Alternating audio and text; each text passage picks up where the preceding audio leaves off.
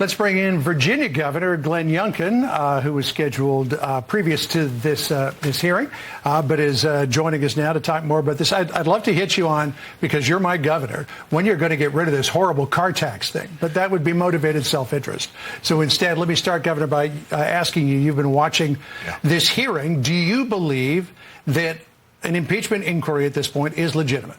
Well, it's the congressional job of oversight and investigation, and they should continue to investigate. And they got to follow the facts. And my strong advice is follow the money, because the money will tell you where the end treasure pot is.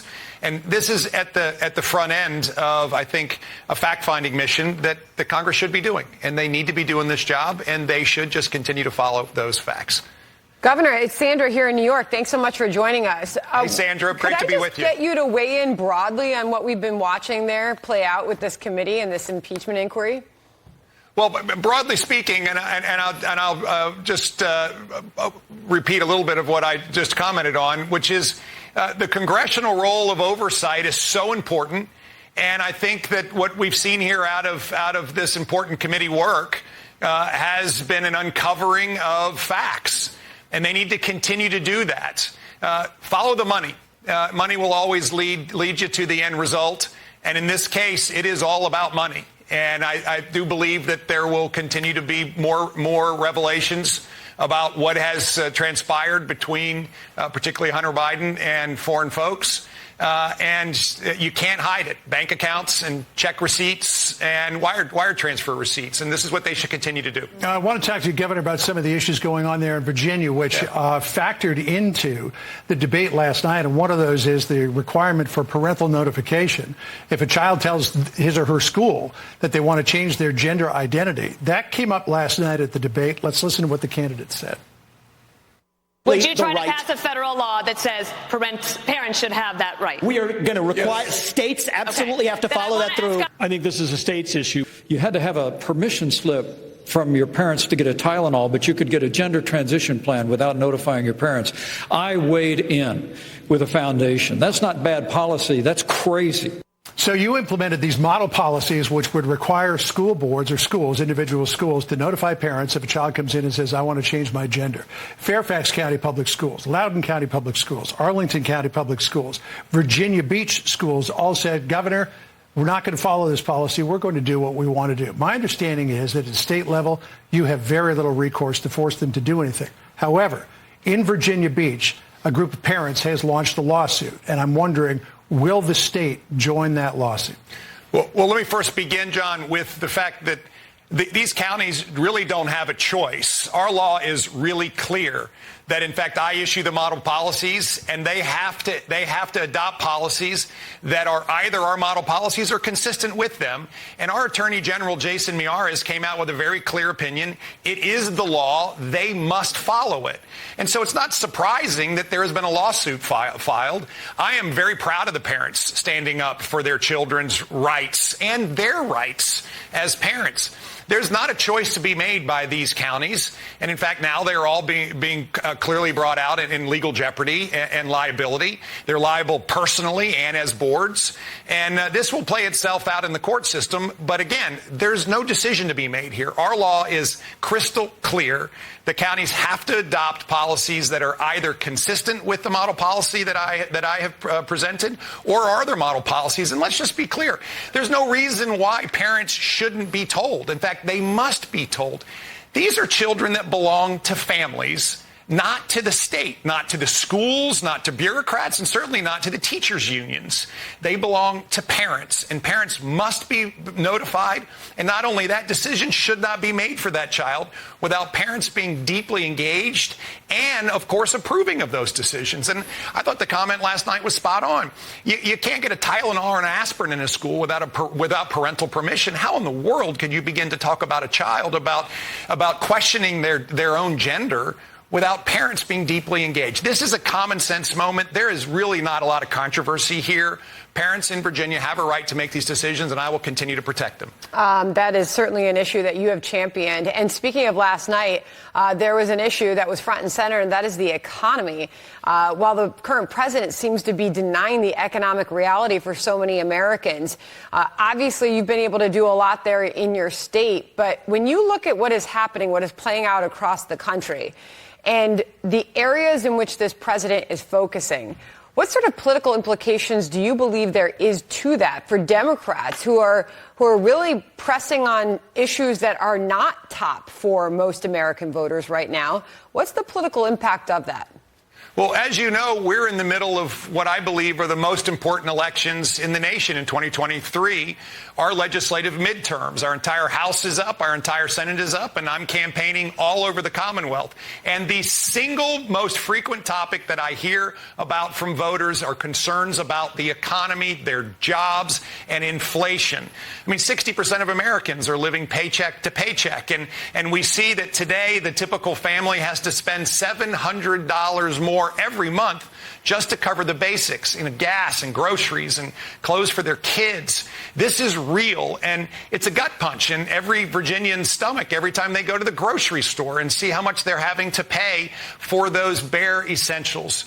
This is real, and I think this is one of the strongest areas for Republicans because we've done a good job managing the economy in Virginia and in red states. And in fact, all of the economic growth in the nation is happening in red states. In Virginia, we've seen 225,000 people working today that weren't working when I started in January in 2022. We have the largest workforce in Virginia's history today. And we just ran a huge surplus after a $4 billion tax relief package the year before. And so conservative common sense economic policies work, and yet they're not working for our nation because President Biden doesn't believe in them. His own Democrat economists have told him that if you have reckless spending, you're going to unleash inflation. That's exactly what happened when you, in fact, completely evacuate our great energy policy that we have had with energy independence, and we become dependent on the world. We see that he's only doing one thing, and that's driving us into the Chinese strength. And we've heard a lot of talk about this, but let's just repeat it, that when we have a laser maniacal focus on electric vehicles and a green agenda, what it does is it takes away America's energy independence and drives us into the Chinese trap. They have dominated the EV supply chain, and the more we do to drive America and Virginia into this electric vehicle mandate, the worse we're going to be off. This is a chance for us to step back and see clearly that common sense conservative economic policy wins, and the progressive left hope of trying to mandate various winners and losers and being so engaged in the national economy loses. And it's been red states with Republican governors that have demonstrated this so clearly. Virginia has been a real case study because, of course, it was controlled by the Democrats up until 2 years ago, and Virginia was really languishing. When I came in, it was bottom third of job growth. And in 21 short months, we've moved up during that time period to third in the nation in job growth. This is the kind of result when you focus on the common sense stuff that keeps businesses moving, keeps people employed, gets people off the sidelines as opposed to paying them not to work. And we can lift up all Virginians in this case. These are the topics that are going to be at the ballot box this fall. That's why I'm very excited about taking our entire House and our entire Senate to the voters, because I think we've delivered real results. Promises made when we were campaigning, promises kept during our administration, and I think that's what voters want. They want a government that works for them. So, Governor, a lot to unpack there, including, I was just about to bring it up, the off-year elections that are coming up in the Commonwealth in November. You have promised that if you win the Senate, in addition to the House, that you will rescind the electric vehicle mandate in the state of Virginia that was implemented in 2021. In terms of job growth, your stewardship, looking over the state, there are a lot of people who are looking for an alternative to President Trump, who are looking at the current Republican field, not seeing what they want. And the draft Youngkin movement is really gaining steam. Coming up in October, there is a red vest retreat that wants to seek to draft you to be the dark horse candidate who comes in at the last moment to try to take over. You've got to move fast. Nevada has a deadline of October the 16th to register for their primary. Are you thinking of doing this? Well, John, I've been very focused, and I continue to be focused on our Virginia elections. I understand that. And that's where I'm going to be. Our elections are November 7th. And the Red Vest Retreat, this is our second one. Mm-hmm. And I'm excited about people coming to Virginia and supporting what we're doing. You know, of course, what's happened over the course of the last month is the liberal left in Virginia has woken up and they recognize that a state that they controlled just 24 months ago is going to move completely away from them. Would you rule this out? Would I rule out jumping into the race? Yeah, I've told you, I'm totally focused on Virginia elections, and that's what we're going to get done. That's what we're going to get done. You know, what happened recently was Joe Biden came to Virginia 2 weeks ago, and he said that one of his top priorities were the legislative elections in Virginia. He put $1.5 million in against our candidates. Mm-hmm. We got to battle against this, and I'm hoping that our retreat in October will provide good resources for us to combat the flood of resources coming into Virginia to try to hold a state which the liberal left knows they're losing. See, this is a chance for us, John, to demonstrate that when we have a state that is lost, it doesn't mean that we can't recover it. And in 24 months, we will take a state. Remember, we had clean Democrat leadership across the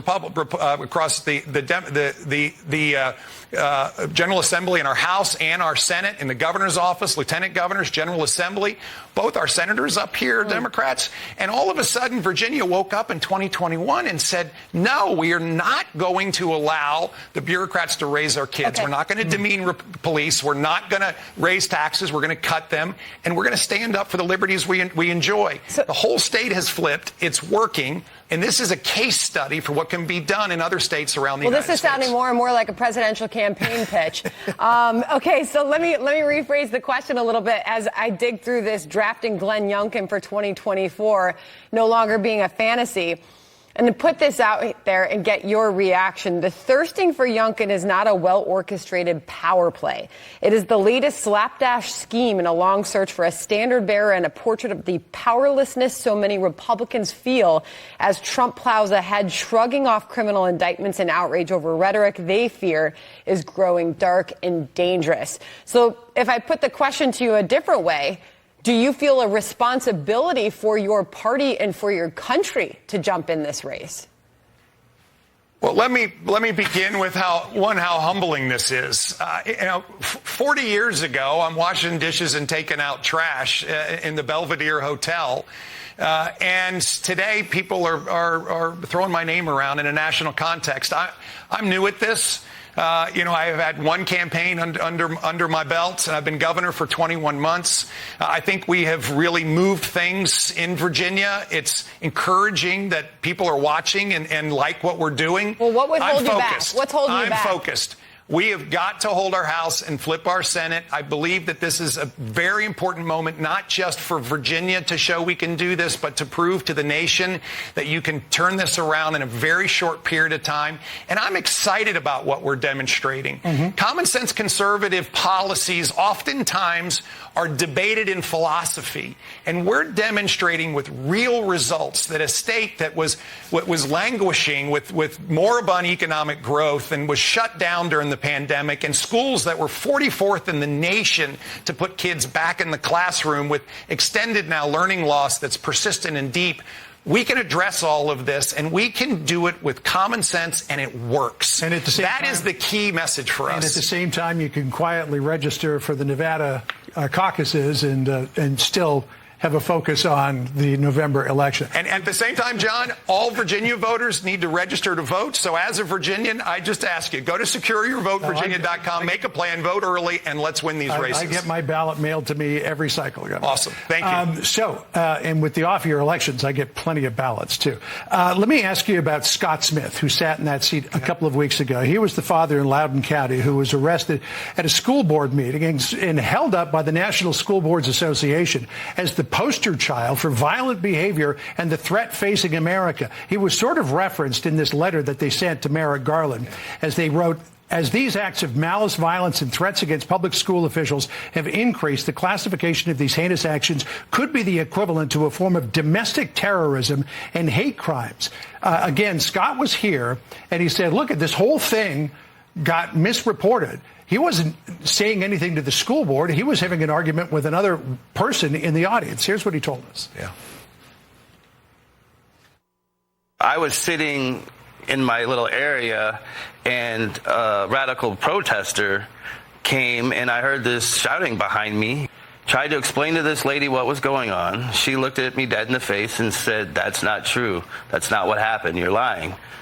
I called her an expletive. The next thing I know, there's hands all over me, grabbing me from behind. You're not allowed to do that. So you weren't even addressing the superintendent at the time, Scott Ziegler? Never. Yeah, so I mean, he was no threat to the school board, and yet the National School Board Association holds him up as a potential domestic terrorist. You pardoned him. Why did you see that was an important thing to do? He should have never been prosecuted. I mean, here's a dad whose daughter had been sexually assaulted in the bathroom of a Loudoun County public school, and the school system was covering it up. And worse yet, they took the assailant and moved him to another school where he sexually assaulted someone else, and they tried to cover the whole thing up. And it took an election where I was hired as the new governor, and I directed our Attorney General Jason Miyares to go investigate this. And when the final judgment came down, or the final report came down from the grand jury, the superintendent was guilty of, or at least charged with, with trying to cover this whole thing up, and he was fired and indicted. This man should have never, ever been prosecuted. It was my real honor, but also I think my duty to give him a full pardon and to recognize that his family has been through so much. And I hope that this is a pathway to healing for them. He's got an amazing daughter, and these are deeply engaged parents. And this was part of the ground zero of Loudoun County that really became the Parents Matter movement that swept across Virginia, and I believe has swept across the country, rightly so. Going back to where we started. Parents must have a say, not just a seat at the table, but the head seat at the table in their children's lives. We've got to stop allowing bureaucrats and politicians and the teachers' unions to try to raise our kids for us. I haven't met a single parent who says, I want to co-parent with the government.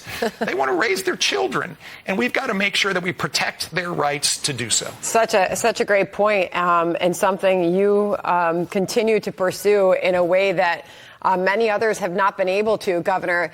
On that note, parents hear you saying that and they think, well, you're spearheading that effort at a time where we're trying to make up for lost learning during the pandemic and get kids back to reading and writing in our schools. I mean, you've got kids who are graduating, they're getting pushed through the school systems, and they're not even reading at anywhere near grade level in some cases. I mean, how do we get things back on track in our education system in this country? Yeah, it's a travesty, and it is completely a result of terrible decisions in Virginia by the previous governor and school boards to keep schools closed. I said earlier we were 44th in the nation in getting kids back into schools. And now we see that Virginia on the NAEP scores last year was first in the nation in learning loss in fourth grade reading and math. We had the largest learning loss in the nation. It's just clear. We've put through a budget, and we now have a program that we are rolling out aggressively across the Commonwealth for intensive tutoring, 3 to 5 hours a week of incremental tutoring for 3rd through 8th graders in math and reading. It's being funded by the state, and it will not cost parents or families a penny. It's critical. It's going to run for 18 weeks to 36 weeks in our schools where students are at risk of failing. And the numbers are staggering. Nearly 2/3 of Virginia's 3rd through 8th graders are at risk or are failing math standardized tests. And 50% are failing or at risk of failing reading standardized tests. This is a lost generation unless we get moving. This is an intensive, all hands on deck effort, all in Virginia. And we're going to get this done because these children deserve it. This is clear. They did not get the building blocks they needed. Telling children that watching a 12-inch screen TV is a quality education was a lie, and it's not to knock teachers, because I will tell you the teachers across the Commonwealth were working so hard in these impossible circumstances.